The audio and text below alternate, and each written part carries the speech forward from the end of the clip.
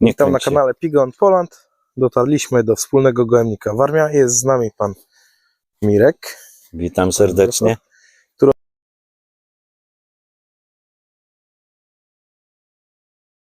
Jeżeli podobają ci się moje filmy, zasubskrybuj mój kanał, by być na bieżąco.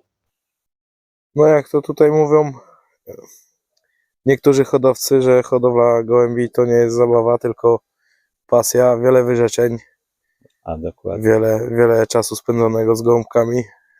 Tak, z i pracą. to mówię, jak człowiek już tam te swoje życie ustabilizuje, to może poświęcić więcej czasu, ale jeżeli jest człowiek, tak powiem, na dorobku, jest rodzina, małe dzieci, praca jest najważniejsza, jeszcze jakieś tam wyjazdy były, wakacje zarobkowe za granicę, to nie było czasu na takie prawdziwe lotowanie, a później jak już tak człowiek trochę przysiadł, no to był na miejscu, to wziął się za te gołębie.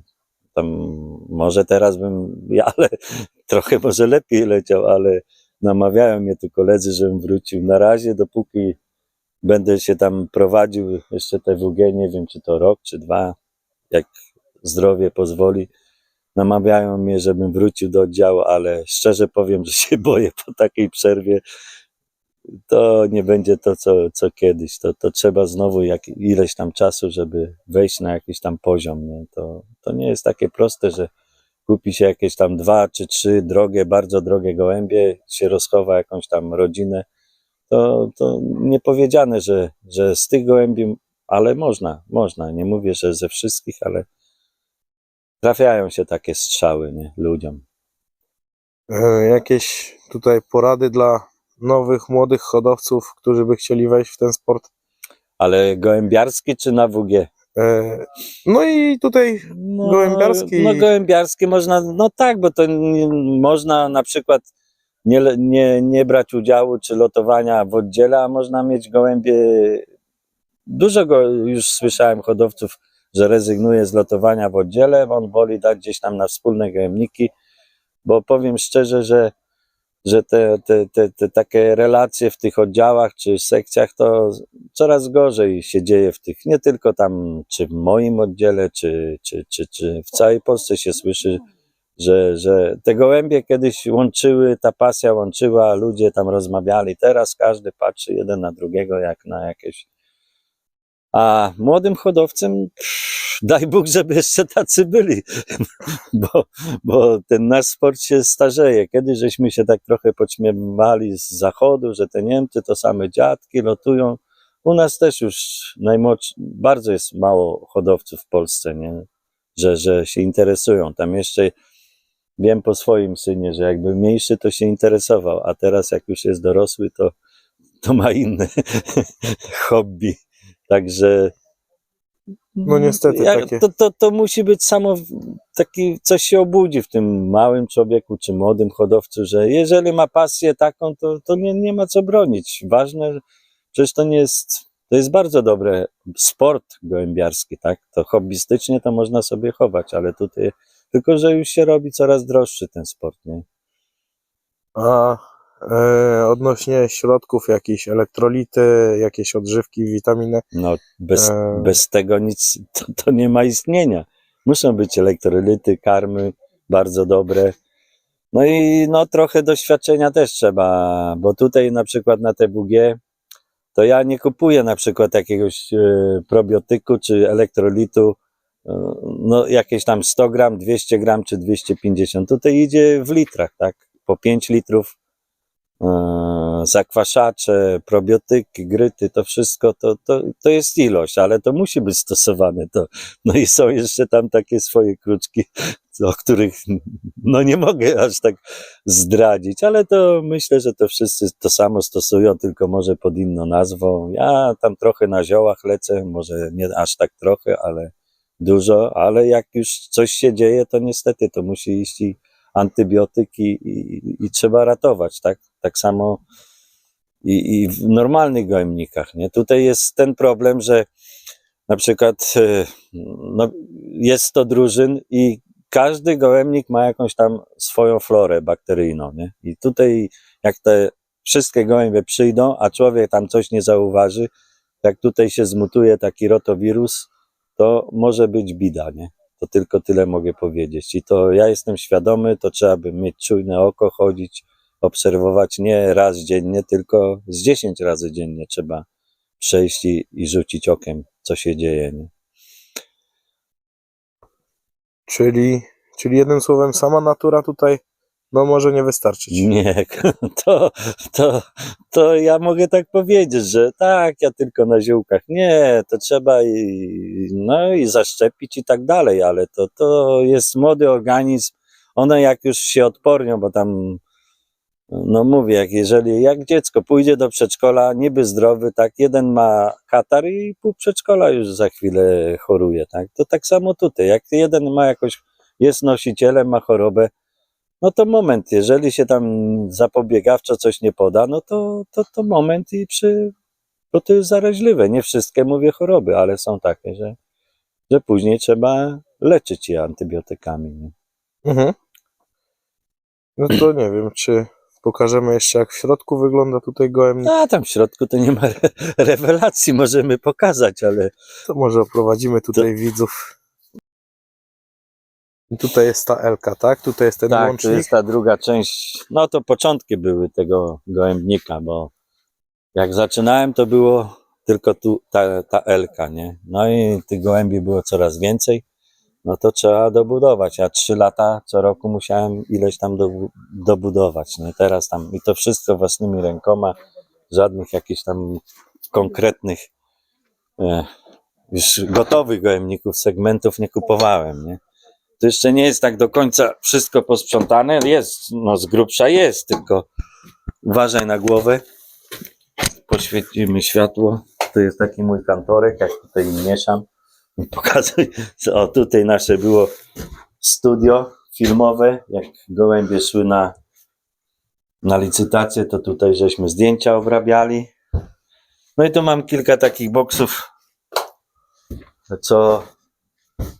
No to one muszą być na początek. Później to wszystko jest otwarte. One tam się przemieszczają, gdzie chcą te gołąbki, ale jak przyjdzie na przykład jednego dnia z 50 gołębi, to ja muszę mieć je w boksie, żeby je oswajać. Bo część już tam jest oswojona, część ten.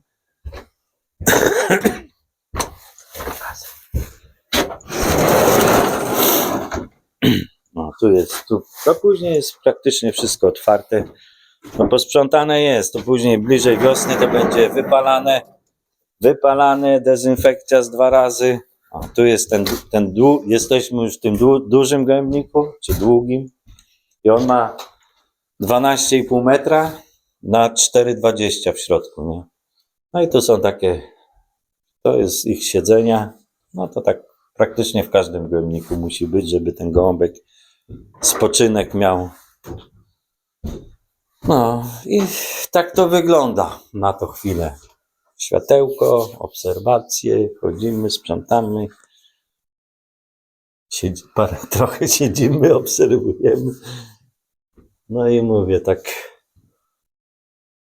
No nie jest, myślę, że te gołąbki mają dobre warunki tutaj, bo jak jest te upały najgorsze, to one większość dnia one wolą sobie poleżeć tutaj na podłodze niż tam siedzieć, nie? Jest duża, dobra wentylacja, bo on jest wysoki, ten gołębnik. Jest dużo przestrzeni. Jeszcze tam i drzwi otwieram. Ale one się bardzo dobrze czują tutaj. Tutaj też widzę, nie ma ryzyka, żeby jakaś kuna z góry przeszła. No to jakby weszła kuna, to by połowy nie było. Lepiej niech ona tutaj nie wchodzi. Ale to jest piesek najgorszy tutaj, robak. Piesek pilnuje. No, psy są, ale to też to można i kamery mieć i wszystko, i pistolet, i też się nie upilnuje pewnych rzeczy. No tak, złodzieja się nie upilnuje. No tak jak mówią, złodziej pilnuje nas, a nie my złodzieje. Okej. Także tak wygląda tutaj wnętrze. No to tam... No i mówię, jak tutaj jest 300, no powiedzmy nawet 500 sztuk, to one tutaj mają aż za luźno, bo jeszcze tam jest. O, tam wróble. O, i to jest ta Elka z podwórka. Tutaj jest 25 metrów. To tu w tym roku nie było, bo było 600 gołębi, ale jak miałem 1000, no to były aż do końca te gołębie. Nie? Tutaj wszędzie są tam ruszta. szuflady, o. No jeszcze- tam wróbelki latają. No, jak to wróbelki. I tu mam takie szuflady. Raz w tygodniu je czyszczę, teraz już tam po tym całym finale i tak dalej, no to zostało, ale to na wiosnę się wszystko wyczyści, dezynfekcja. Tak samo ten jest 3,60 część, też wysoka. Myślę, że tu przewiew powietrza jest. Oby najgorsze są przeciągi, ale jak jest ciepło, to a w zimę gołębi nie ma, także przeciągi mogą być latem. Nie jest tak źle. Czyli wszystko stawiane własnymi rękami. Dokładnie, każda jedna deska, no już tam nie chcę aż narzekać, czy się chwalić bardziej, ale no tak, no człowiek miał czas i pomysł. Według swojego pomysłu to wszystko jest robione. Ja korytarzem naganiam te gołąbki, tu jest taka skrzynka i jest komisja i tu z samochodem stajemy, bo nie mam tu skrzynek, klatek wymiennych, tylko są na stałe, nie? I wtedy każdego gołębia trzeba wziąć do ręki i wkładać bezpośrednio do kabiny, nie? Także to jest takie utrudnienie, bo jakby była klatka wymienna, to by podstawił, nagonił z 30 sztuki do samochodu, a tak każdego trzeba, ale może lepiej, bo one się wtedy oswajają. To też są plusy i minusy tego wszystkiego. Nie? Także dziękujemy za wizytę i tak dalej. A tutaj Dobry jeszcze, lot. Tutaj jeszcze jest tam rozpód, tak? No To są to te ja rozpłodowe? tam, to moje królestwo prywatne, a tam dużo nie ma, tam 30 sztuk mam, bo cały czas mi siedzi w głowie, że jeszcze kiedyś wrócę, jak zdrowie pozwoli, nie? Bo Czyli? tak zajmując się WG i lotowaniem, to albo jedno, albo drugie, tak podjąłem decyzję, a swoich też w zimę trzeba coś robić, obrządzać. O, koledzy, tu kolega Marek już nie może się doczekać, kiedy młode już tam do niego pójdą. Nie, żartuję. Nie, ale... Czyli mogą się koledzy z oddziału obawiać powrotu w wielkim stylu?